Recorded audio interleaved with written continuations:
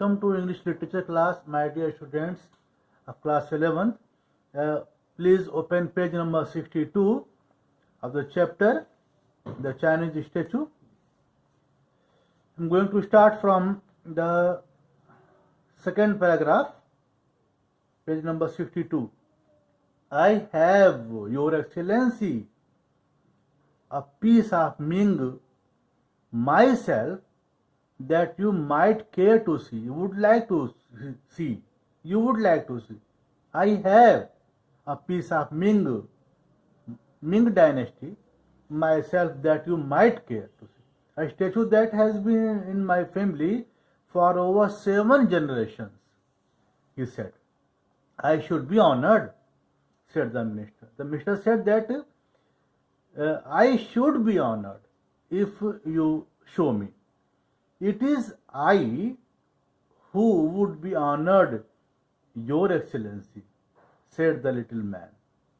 If you will purchase, if you will see the statue, then I would be honored, said the little man, who thereupon scampered out, moved with the short, light steps of the back door, nearly falling over a stray dog and onto an old peasant house a few yards behind the workshop.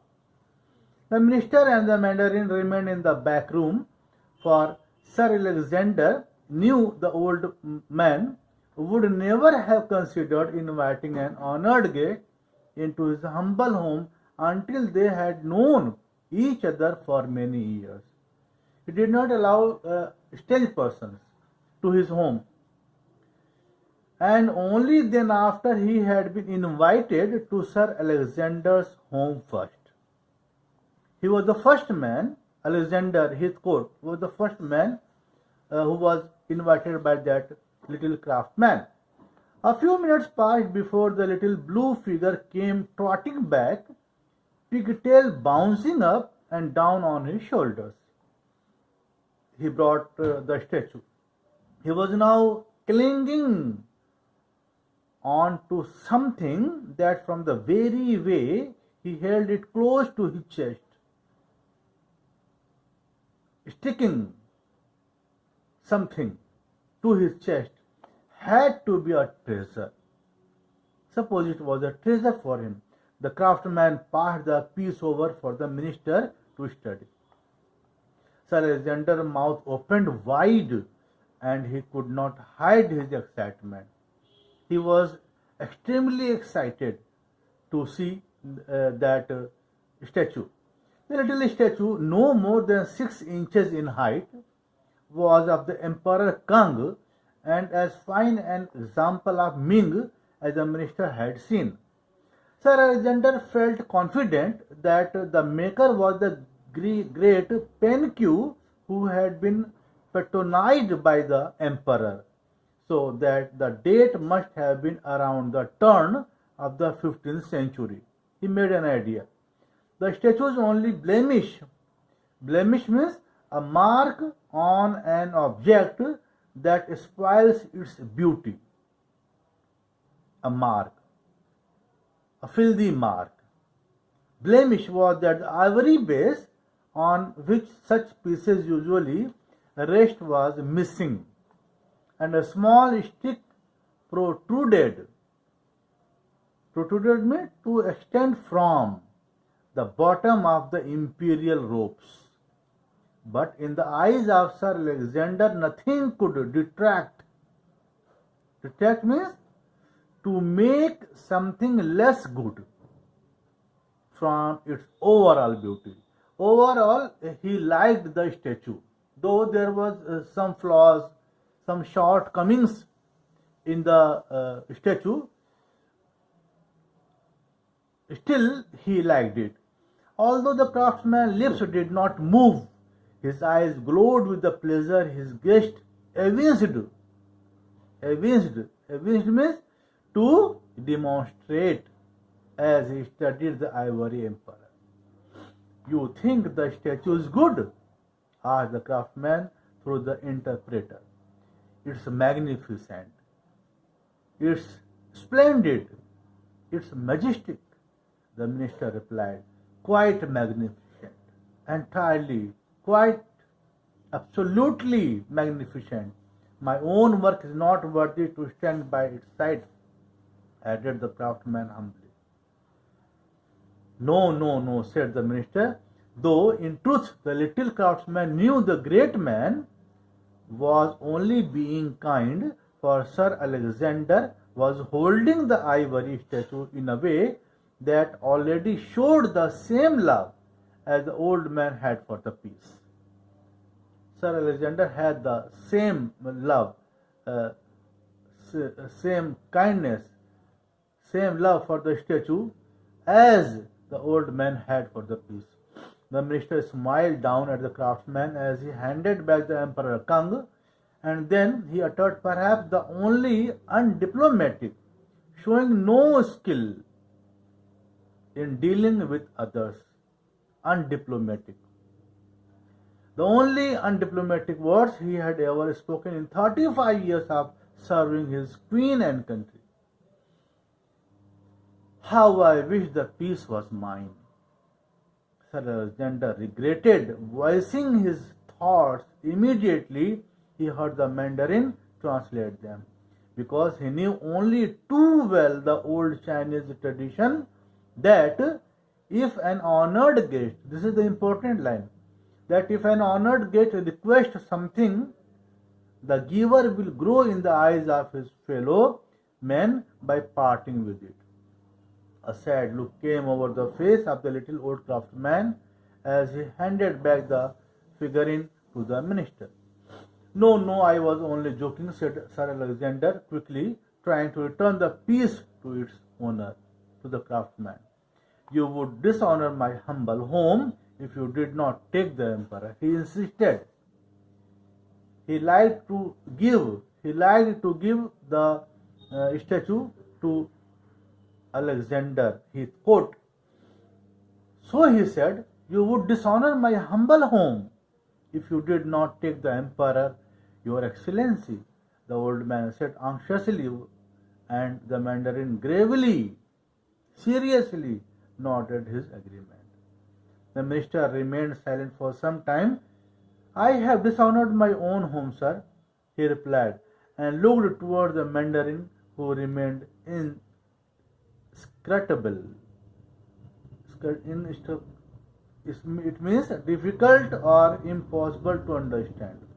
Remain inscrutable, difficult or impossible to understand.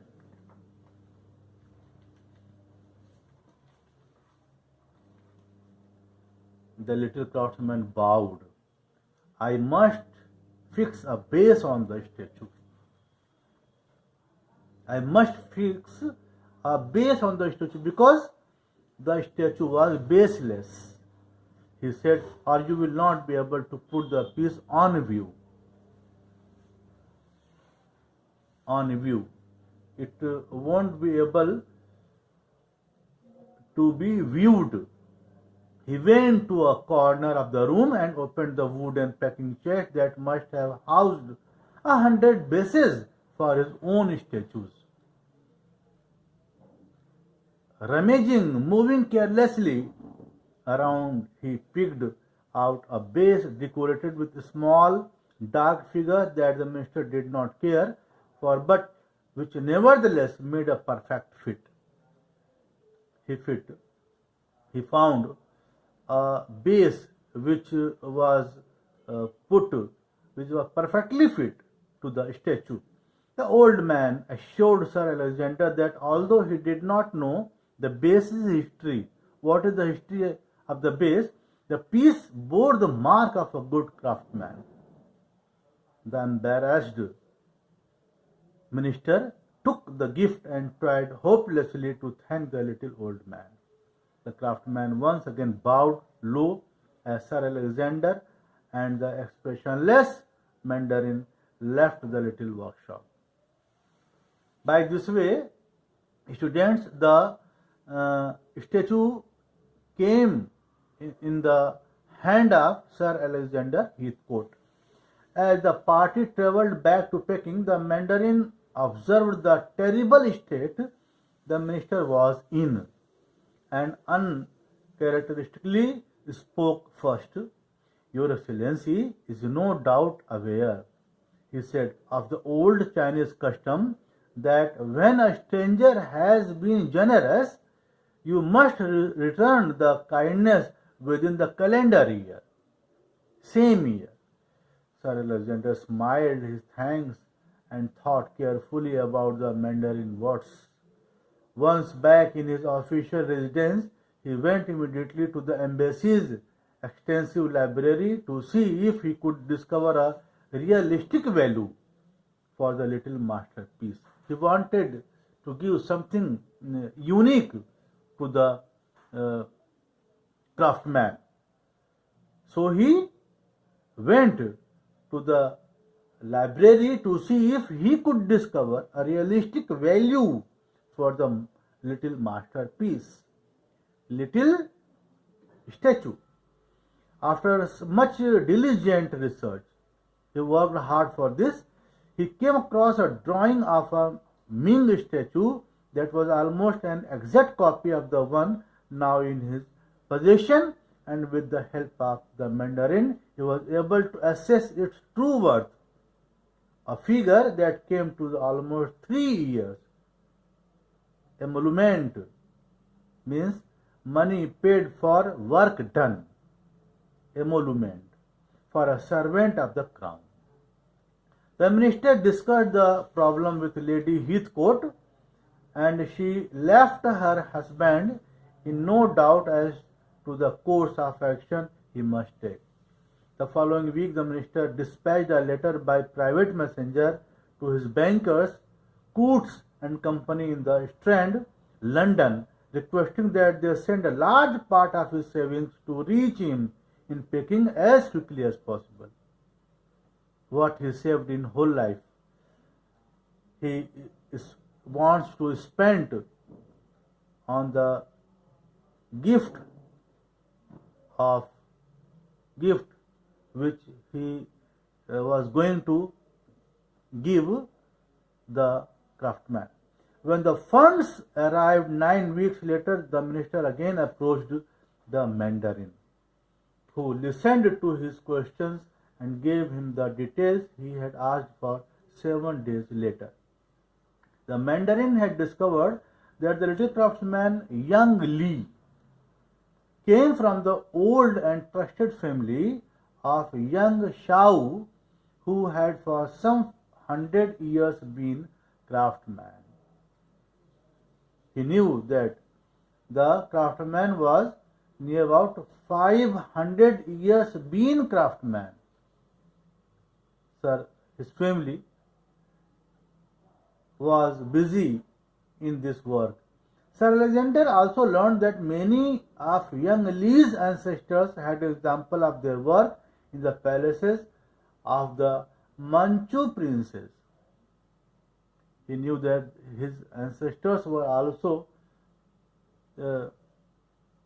made statues and knew about the work in the palaces of the Manchu princes. Young Li himself was growing old and wished to retire to the hills above the village where his ancestors had always died. His son was ready to take over the workshop from him and continue the family tradition. The minister thanked the Mandarin for his diligence, for his hard work, and had only one more request of him. The Mandarin listened sympathetically to the ambassador from England and returned to the palace to seek advice. A few days later, the Empress granted Sir Alexander's request. Almost a year to the day, the minister, accompanied by the Mandarin, set out again from Peking for the village of Halichuan. When Sir Alexander arrived, he immediately dismounted from his horse and entered the workshop that he remembered so well. The old man was seated at his bench, his flat hat slightly askew, turned a piece of uncarved ivory held lovingly between his fingers. He looked up from his work and shuffled towards the minister, turned toward the minister, not recognizing his guest immediately until he could almost touch the foreign giant. Then he bowed low. The minister spoke through the Mandarin. I have returned, sir, within the calendar year to repay my debt. I have returned, sir, within the calendar year, same year, to repay my debt. There was no need, Your Excellency. My family is honored that the little statue lives in a great embassy and may one day be admired by the people of your own land. The minister could think of no words to form an adequate reply, sufficient reply, and simply requested that the old man should accompany him on a short journey. He requested that the little man, the old man, should accompany him on a short journey. Where they will go or they were going for a short journey, you will study in my next video. Thank you so much, students. Thank you so much.